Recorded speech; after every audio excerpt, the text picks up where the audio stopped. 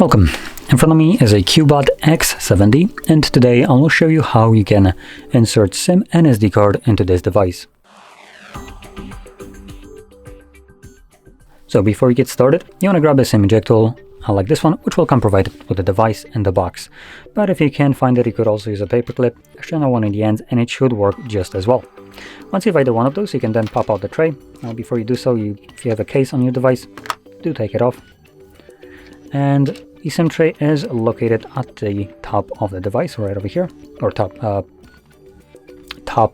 left side, I should probably mention.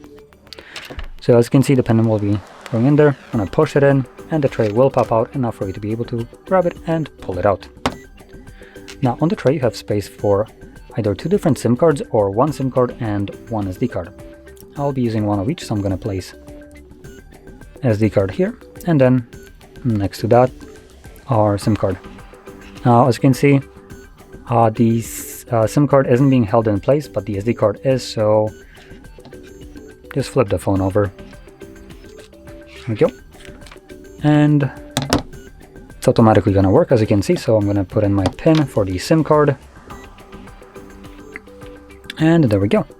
Now, SIM card obviously is working based on that pin, and SD card is working as well, which you can see right over somewhere. Apparently this isn't the SD card, so you can go into the settings and storage, and you can see in the drop down menu Samsung SD card.